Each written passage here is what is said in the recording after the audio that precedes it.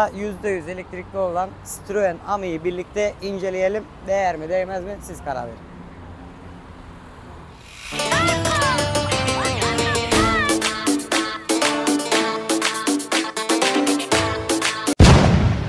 Öncelikle bu aracı almadan önce şunu düşünmeniz lazım. Sizin istek ve ihtiyaçlarınızı karşılayabilecek mi bu araç? Bu araç 2-3 aydır ben de şehir içinde kullanmak için aldım ve birçok ihtiyacımı görüyor.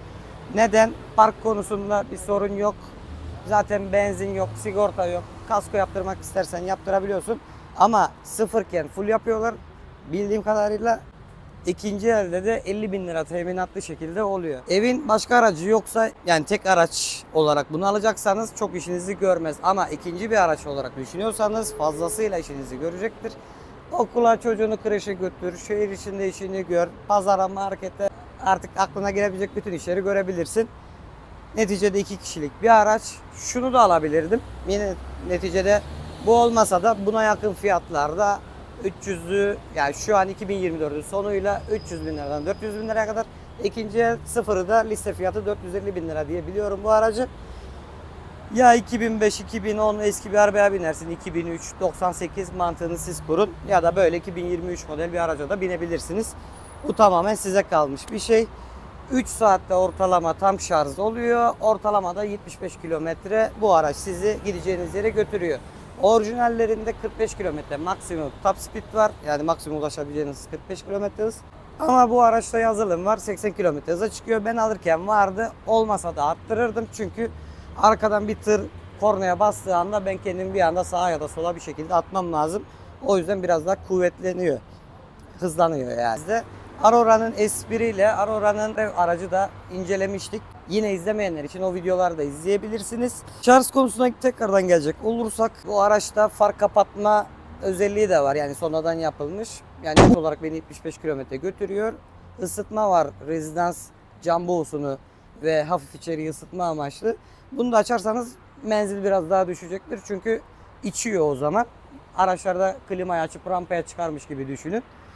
Yani bu videoyu izledikten sonra kafanızda çok soru işareti kalacağını sanmıyorum. Yine merak eden veya kafasına bir şey takılan da yorumlara da belirtebilir.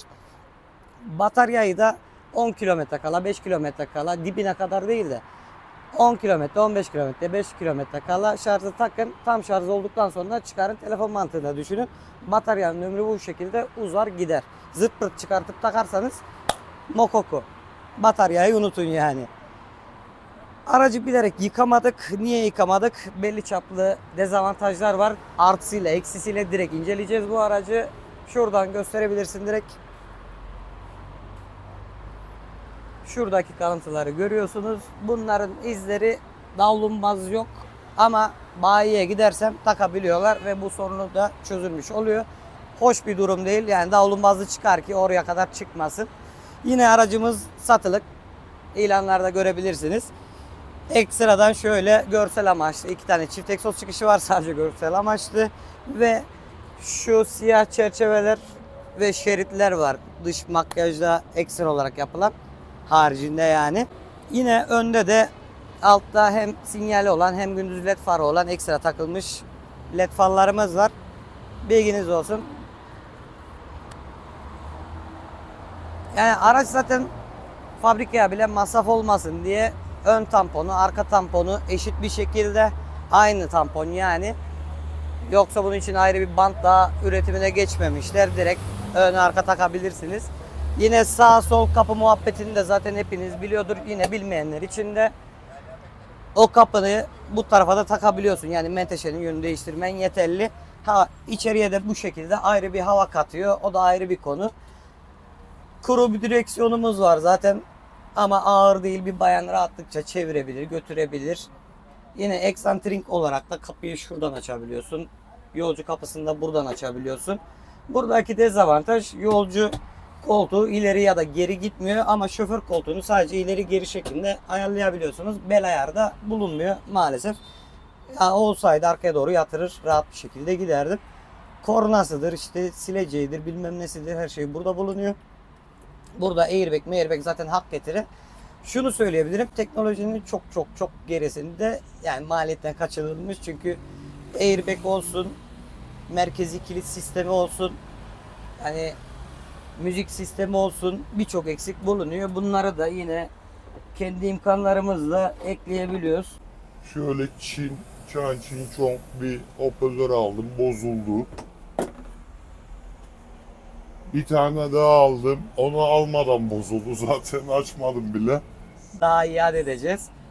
Anlayacağınız o ki bir tane müzik kutusu alıp kaliteli, burası valizi yeri normalde ama buraya büyük bir müzik kutusu koyup şuraya da ekran takabiliyorlar. Yine sizin cepten ekstra yaptırabileceğiniz özellikler.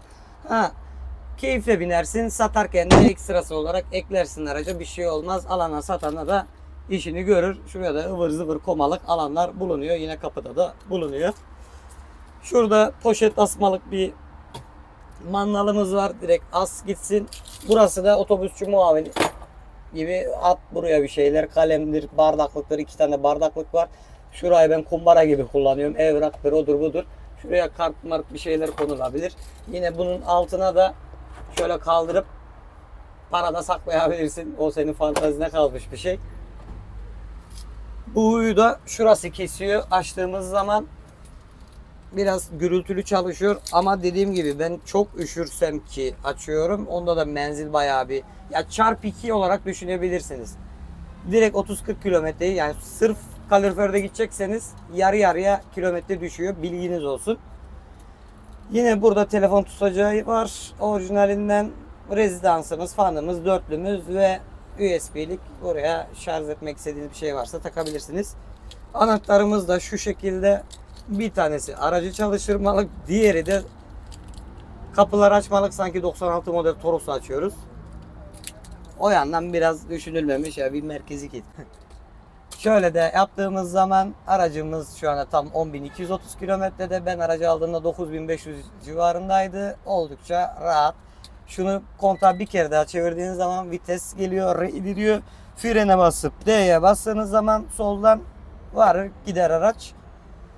Yenilerde de buraya almışlar veya ekstradan almak isterseniz de yine buraya da çekebiliyorlar. Buraya tuş da koyabiliyorlar. Siz nasıl istiyorsanız o şekilde organize edebilirsiniz. Ben alıştım, soldan direkt kullanabiliyorum. Bir problem yok. El frenimiz 10 numara tutuyor zaten. Cam tavanımız var. Ön panelle, yani ön camdan buraya bayağı bir mesafe olduğu için içerisi bayağı bir genişmiş, hava katıyor ve cam tavan da aynı şekilde. Yine bu aracımıza sonradan eklenmiş ambiyans aydınlatmamız var. Onun renkleri falan değişebiliyor. Siz de yapabilirsiniz. Oldukça güzel. Mantıklı. Bunlar zaten yazın biraz yakabilir. Kars gibi, Erzurum gibi, Kayseri gibi böyle soğuk bir yerdeyseniz kışın bu araçta donabilirsiniz. Camı da açarsanız şu şekilde binebilirsiniz. Yani kafayı çıkarayım desen onu bile yapamıyorsun. Ama şunu gördüm, AMI kullananlarda aşırı derecede yananlar şu şekilde kapıyı açıp gidiyor. Ceyran etkisi. Tehlikeli, tabi bunu tasvip etmiyoruz. Bagaj konusuna da gelecek olursak, burada bir bagajımız var. Burada güneşlik de yok. Böyle bir sineklik gibi bir güneşliğimiz var. Hava yağmurlu modda olduğu için çıkardım. Bunu buraya oturtabiliyoruz. Siz de uydurabilirsiniz. Arkada da şu kadar bir alanımız var. Yine orada da çocuğun kap ceketi, işte ıvır zıvır, cool line Kahve bir şeyler. bulunuyor. Arka tarafı bitirmeden şunu da göstereyim. Şunu şöyle, cam suyu da koymak isterseniz direkt şurayı açtığınız zaman şoför koltuğunun arkasında su haznesi orada. Oradan direkt eklemenizi yapabilirsiniz. Güneşliğiniz de fazlalıksa buraya oturtturabilirsiniz. Benim gibi biraz meşakkatli oluyor ama oluyor. Gülü seven dikenine katlanır hesabı, katlanıyoruz işte. Ha, dediğim tuşlar da burada. Buradan alt gündüz farını ve buradan da farı kapatıyorum gündüzleri. Normalde 7/24 yanar. Bu da biraz tasarruf sağlıyor. Ha, şunu söyleyeyim. Farı gerçekten güzel aydınlatıyor. Hiç karanlık bir şey olmuyor. Zibil gibi karanlık dahi olsa aydınlatır. Aynalar her şey manuel zaten bildiğiniz üzere.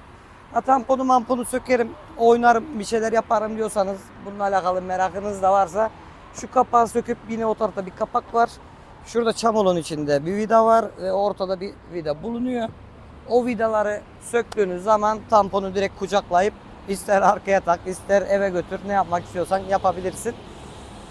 Unutmadan şunu belirteyim. Bu araçlarda bakım yok deniliyor ama şanzıman diye bir şey var. Bu şanzıman yağını bir sene geçse dahi, yani 1-2 seneyi geçmemesi lazım benim görüşüm. Yağını değiştirin. Özellikle yazılımlı biniyorsanız kesinlikle bir seneyi bile geçirttirmeden şanzıman yağını değiştirin. Sonra ah gülüm vah gülüm demeyin. Benden size nacizade tavsiye.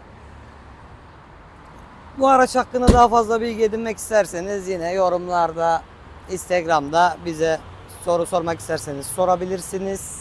Her zaman cevaplarız. Bir sonraki içeriklerimizde görüşmek üzere.